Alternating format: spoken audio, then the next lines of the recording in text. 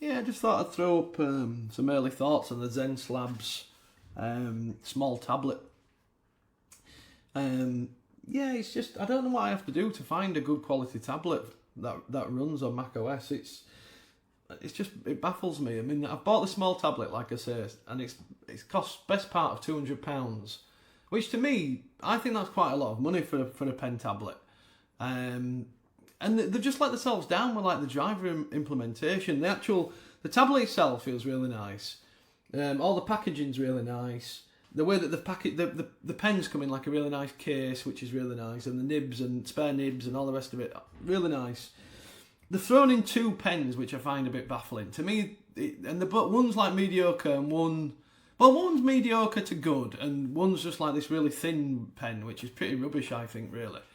To my mind, they'd have been far better just doing one really nice pen than two substandard pens.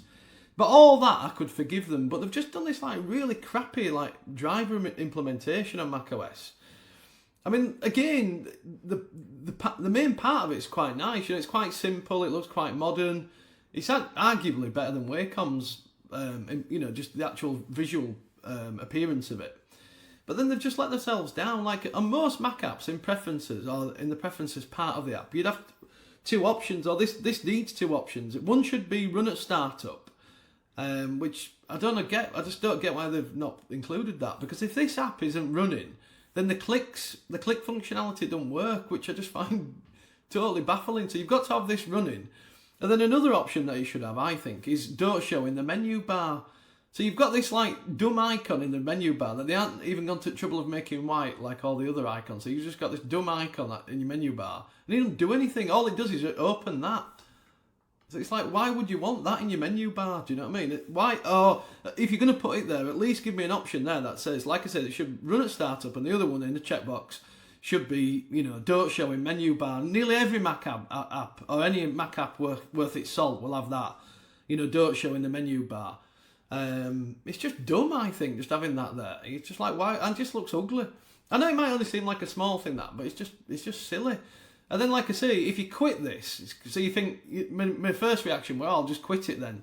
But you can't, because if you quit it, none of the clicks work then. So it's just like, it's just really sloppy, because the actual core part of it, they've done really well. I mean, my bottom button isn't working as well, so I'm going to have to return it on that basis anyway. But I don't know, I just think, I don't get how a company like Xencelabs can go to all this trouble of like, designing a really nice pen, really nice tablet, like doing a really nice design of the driver, implementing it so it's 95% there, but then like missing like really basic stuff like this. It's just like, it's just a few % of way from being really nice, because I'm using like the big pen and it feels alright, it feels quite nice. I'm using the wireless connection, that all worked perfectly. All the hard stuff they've done really well. And then just like these little silly things they've just totally flopped on, I think. And it's just such a shame, because when I'm running this app, I don't want that in my dock and that in my menu bar every time I'm running this app. I know there's like utilities you can get to hide that, but that's beside the point, and I definitely don't want that running like that in my dock. I don't know, it just seems bizarre to me. I mean, I've got an app here, well, I won't go into that particular app, but I've got several apps that I've downloaded completely free that have all that functionality, where you can hide it from the menu bar, hide it from the dock. I mean, I've got one that just manages the way that the scroll works, completely free of charge, and that has that functionality built in. So it's just, I don't know, I just find it baffling. I just thought I'd give you a quick few thoughts on it, because I'm using this Xencelabs as well, I should have said right at the beginning, as a mouse replacement. I'm not like into art or anything. I mean, I do some graphics work, but I'm not using it like in Photoshop as a brush or anything. I'm using it as a mouse replacement, which I have done loads of times before with Wacom tablets. But I just thought I'd give one of these Xencelabs a try. But unfortunately, it's going to have to be returned. So, sorry, Xencelabs.